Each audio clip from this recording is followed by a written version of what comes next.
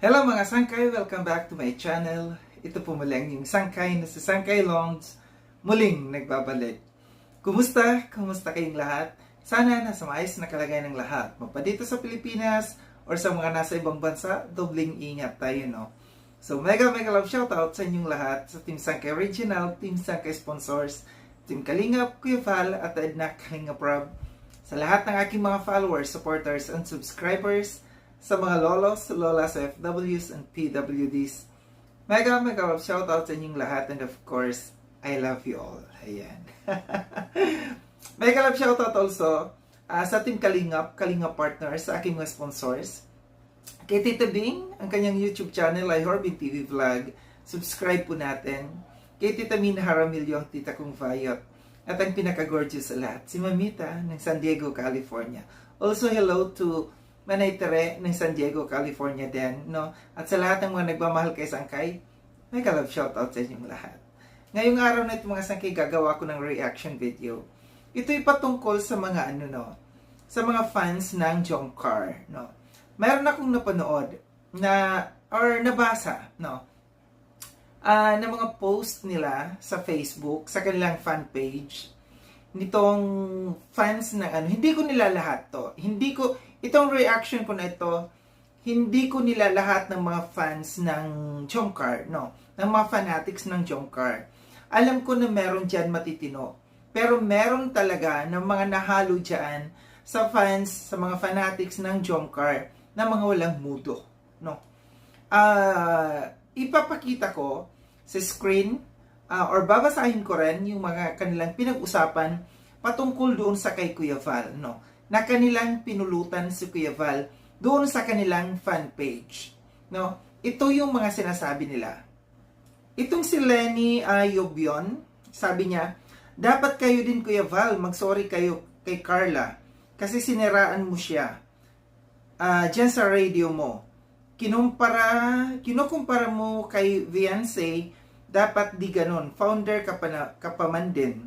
Buong mundo nakakarinig mga sinabi mo ng wakwak si Carla at yung ina sa GC.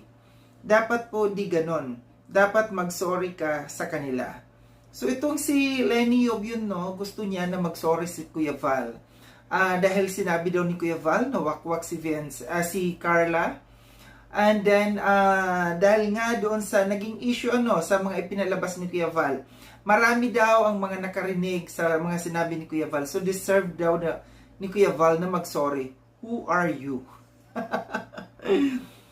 Gusto kong palabasin ang pagiging mataray ko ngayon dito sa mga ganitong klaseng tao, no? Kagaya nito ni Lenny Yobion, who are you? Na para turuan mo si Kuya Val na mag-sorry para sa kay Carla at sa nanay ni Carla, no? Sa mga sinabi ni Kuya Val. Bakit? May masama bang sinabi si Kuya Val? Diba? Ito lang, uulitin ko, who are you? Na para turuan mo si Kuya Val na mag-sorry.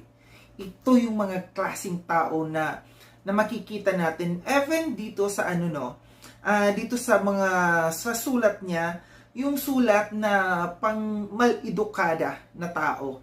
Isa ka sa mga nakapasok dito sa fans ng Jongkar na isang walang kwentang tao.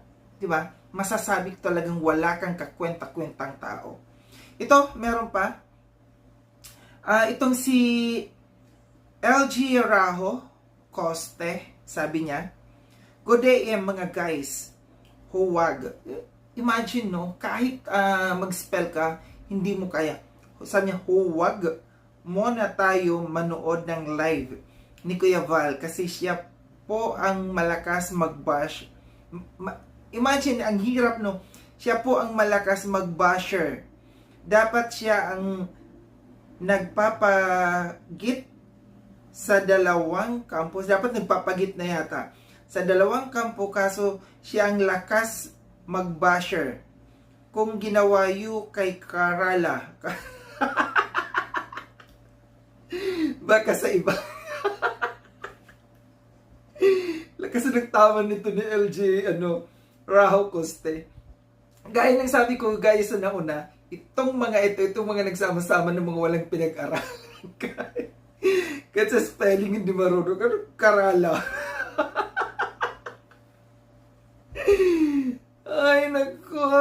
Si Kuya Val daw ang basher ng Karala.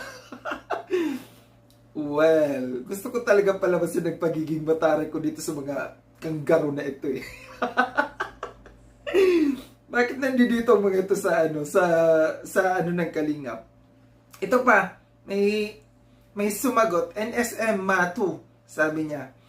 LG Raho Coste, yes po, mag-unfollow tayo sa kanya.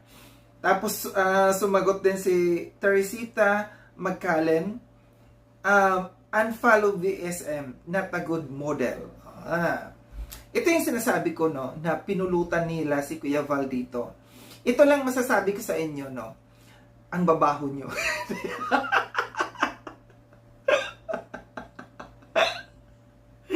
Ang papangit nyo. Sabi ka ni Kuya Val, pagtatadyakan ko kayo sa mga muka. Di ba, totoo talaga, no? Na itong mga klaseng taong ito, hindi na nahiya. Ang kakapal ng mga pagmumukha. Ang imagine ha, kung may mga utak kayo, saksak nyo to sa utak ninyo.